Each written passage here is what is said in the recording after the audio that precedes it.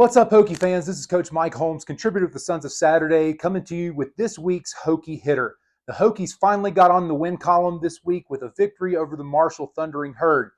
What we're going to look at today specifically is a way that Tyler Bowen, even though some Hokie fans believe that he struggled this year in his play calling, is still coming up with ways and schemes to get our players in the best positions possible. We're also going to take a look at some of the zone coverage that the Hokies have been facing and exactly, what is a zone coverage? What does it look like? What are some variations of it? And how the Hokies can go about attacking it.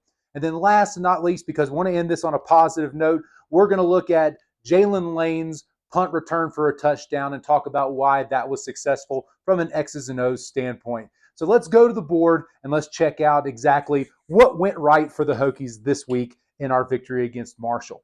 So what we have going on here, we're looking at the 5-minute and 37-second mark of the first quarter. We had run a variation of this play a couple times before in the game. We had also seen it later on in the game as well with the tight end going in motion and using motion to kind of allow Kyron Drones and Bashal to work together and find some space, especially in the run game. So what we're going to specifically look at in this play, right now we're in 11, what we call 11 personnel. That's going to be one running back, one tight end. We have Harrison St. Germain in here, although Benji Gosnell did a great job when his number was called in this as well. And I'll talk about some variations of this particular play. So as you can see, Marshall is in their base 4-3 defense. They're playing a look, which is going to be very familiar for the Hokies. We've seen a lot of it this year. And we say two high safeties. What we mean by that is we have two safeties north of the formation above everything else. You're going to see as we go in motion, though, it's going to force one of those safeties to roll down, and it's going to give us a little better opportunity to make some things happen. And we'll talk more specifically about that zone attack here in just a couple minutes. But as we move into this play, a couple of key things have to happen first in order to make this work. Okay, so we start in this kind of twins look. So we're going to have two receivers split to either side. Harrison St. Germain is actually going to go in motion all the way across the formation, and he's going to set up way over here as kind of an H-back over to the right. So when he does that, a couple of things happen. Number one, this corner that was over top of him is going to bump down and play outside leverage over Daquan Felton. The other thing that happens here is this strong safety rolls on down, and he's going to play kind of an more like an apex defender. The free safety is actually going to move a little bit more towards the middle of the field now that he's the only one back there. So with this coverage, we saw this a lot in the Vanderbilt game where defenders were having to roll down in different coverages, and this is something that Charles Huff and the Marshall staff must have seen on film, and they wanted to implement it. So now that we have this formation set up, we kind of know exactly what we want to do with this play. So we have a fairly decent leverage here. So this is going to be a G power, but it's also going to have Harrison St. Germain coming through the hole as the lead blocker. I'm an old wing T guy back, so we would call this kind of a buck sweep, where you're going to have a kick out block, then you're going to have your second lineman wrapping up through the hole, hopefully to get to the second level. So how this is going to work, you're going to have Parker Clements. He's going to be out here. He's going to kick his end out. Does a great job here. Our guard is going to block down on this 3-technique tackle. Guard here, Moore is going to block down on the nose, and that's going to leave this end rushing way upfield. Now our right side tackle is going to go try to help here, and his goal is eventually to get to this backside linebacker to try to help wash everything down that way. The first big block that happens here is when this defensive end rushes upfield to try to make the play. Okay, our center is going to be the first one to pull through. So Moore comes around the end. He sees that the end is getting way upfield, and so he just decides to take him where he wants to go and rides him out of the play. Harrison St. Germain, because now this wall has been created, his job is to get to this play side linebacker. So he's actually going to go pull through the hole and get a really good seal block on this outside linebacker. He gets just enough of them to allow Bashal Tutin to spring. The biggest block, however, on this play didn't happen on the offensive line. It actually happened with Daquan Felton. So as soon as the ball is snapped, this strong safety actually steps up a little bit closer here to the line of scrimmage, and Daquan Felton puts an absolute slobber knocker of a block onto this strong safety, decleats him, takes him completely out of the play. So now, with the motion of this play, so now that we've seen everybody out, so this cornerback here for Marshall, he's kind of bailed out. We have really good blocks here from Stephen Gosnell. We have a really good block here from Jalen Lane. So really the only guy left that can help make this play, this backside linebacker who's going to scrape over the top, and this free safety coming downhill are going to be the ones that eventually push him out of the play. So this is going to be a same side follow run. The Tutin is going to shuffle over and get in front of Drones here. So here's the mesh point now, and he's actually going to get the mesh point, pause for a second, and then he's going to follow and get to the outside for a 9-yard gain.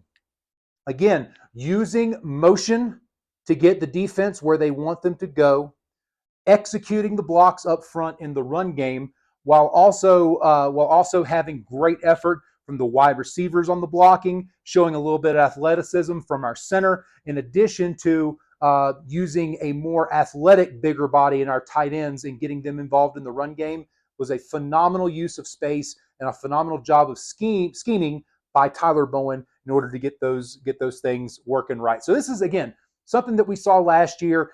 We are constantly innovating. We're not sticking with the same thing every day, every game.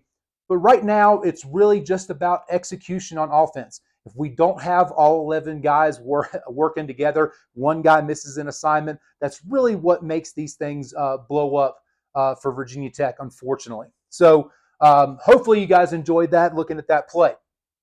So now let's erase some of this. We'll erase the offensive stuff. I want to leave the defense up on the board here because that's really what I wanted to talk about as well. Sam Jesse, who also works with the Sons of Saturday. He's also on the Too Deep podcast with Pete B. Shout out to the boys out there. He showed me a chart and a graphic earlier today that talked about how Virginia Tech has seen, in our pass plays, has seen zone coverage 81% of the time in our last 2 games combined. 81% of the time. 8 out of every 10 times we drop back to pass, we're seeing some sort of zone. So what does that do to a quarterback's mindset and a play caller's mindset when we're trying to figure out how to go and attack these defenders? Okay, so let's start with a basic zone look. So this is exactly what we had out there, and I'm going to go ahead and just a generic setup. I'm going to draw up another Twins look, kind of like we had in the previous play. And let's take a peek here now at what we're looking at. So when we see a zone defense, there can be different variations of it. You could have cover 2, you could go cover 4, cover 3, cover 4. You could have some combination coverages. We used to call them cover 8, and I'll show you what that looks like here in just a minute. But there are different looks depending on what formation they're trying to imply or trying to cover. What makes these zones work on the defensive side is that the responsibilities can alter, the responsibilities can change, but it makes the quarterback have to sit in the pocket and either wait for routes to develop, and it can actually cause a lot of issues if you cannot get separation from the defense. So the idea is that there are going to be holes somewhere in this secondary where your receivers can be able to settle down. The reason why it works against Virginia Tech is that we are currently struggling right now in our pass protection. So you have to have time to wait for those routes to develop and those receivers to sit down in those holes. So when we're against man coverage, we look pretty good. You saw what happened with Stephen Gosnell's catch down the sideline. Anytime we go for a deep ball, usually that's going to be against some sort of man coverage. So seeing these zones really makes it difficult and really makes it tricky for us. And a lot of times, especially against Vanderbilt and some against Marshall, you'll see them walk out in a zone look here, 2 high safety look, and pre-snap, they'll adjust to a man coverage or a man with a free safety over top, a cover one look, and it plays tricks on Kyron Drones, who's still developing as a pocket passer. So let's take a look at here. This will be an example of cover two. Okay, so again, in cover two, what are the responsibilities? Okay, so our cornerbacks here are going to have flat zone responsibility. So when we say the flats, that's going to be anywhere from the line of scrimmage up to about 8 to 10 yards back, and they're going to hunker down in that zone. Okay. The reason why it's called cover two, you got two deep safeties. Each one of them is responsible for half of the field. Okay. So they are not supposed to let anything past them on, if you draw a line down the middle, their particular halves of the field. So again, with this, you're going to have people passing off coverages, if there's crossing routes, if there's drag routes. So what is open when you have cover two? Okay, so there are some pockets if you're Virginia Tech's offense. So if this cornerback here is responsible for that deep half, he's responsible for that deep half, he can't let anything get past him. So all of those cornerbacks are bailing. They're on their way out. So that leaves a little section about 15 to 20 yards downfield where you could hit a smash route concept. If you're running a smash look, you can have a little stop right here, which is going to hold that corner, and you can run a little corner a little corner route or a flag route right over here to be able to hit that. What's also going to be available in this, there's going to be what we used to call a dippo.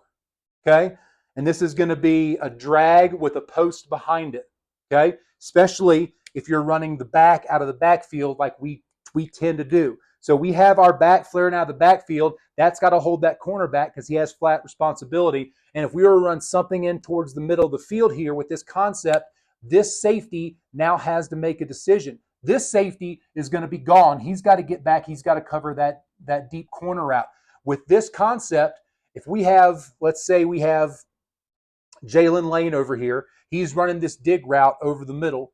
Boom, he's sitting right here. He's running this dig route. This safety has to make a decision. Do I come up and play the dig, or because I can't let anything get behind me, do I sink back and stop this post? So something as simple as that concept is going to be a good cover two beater in that situation, and it also utilizes the middle of the field.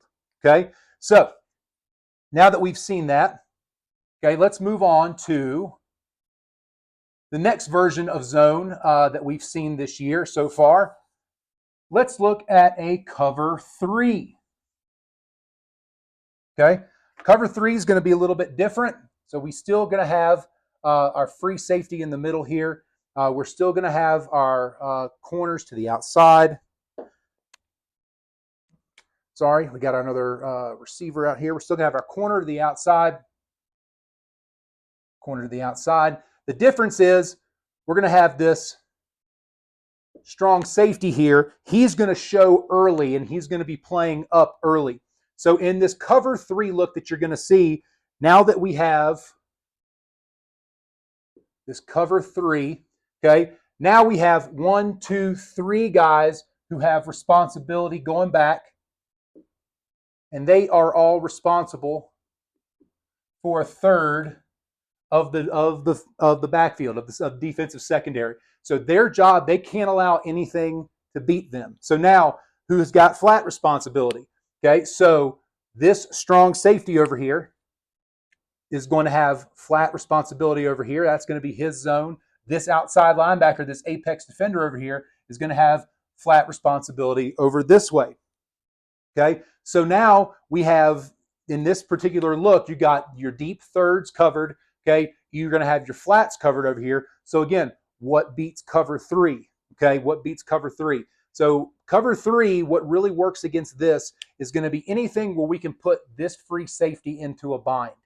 Okay, the cornerbacks are helped out because they have an extra defender on the outside, which is the sideline. So in this particular instance, if we were to run, let's see, a post and a wheel over here, and then you had a seam vert and an outside vert. Okay, outside here. Okay, this is a great example of a cover three beater. Okay, so the only thing that would really hurt that is that you have these really good linebackers who can drop back into their hook and curl zones back there, and they're taking away anything in that little intermediate area in the middle of the field. Okay, what stops that? Again, you have your running back that can run either a little Texas route, hunker down there right in the middle, or you can flare them out in any way you wanted to get that running back involved. Okay, so with this cover three look, again, you're seeing you're putting stress on this free safety, and you're making him make a decision. Okay, he's saying, do I drop back? Do I take this post? Do I take this seam route here? What's my biggest threat? Again, I can't let anybody by me. Okay, so anything where we're stretching the field vertically with four receivers, that's going to be a really good beater here in this cover three look. Okay, so real quick, let's get rid of that. And I'll show you an example real quick of a combination coverage.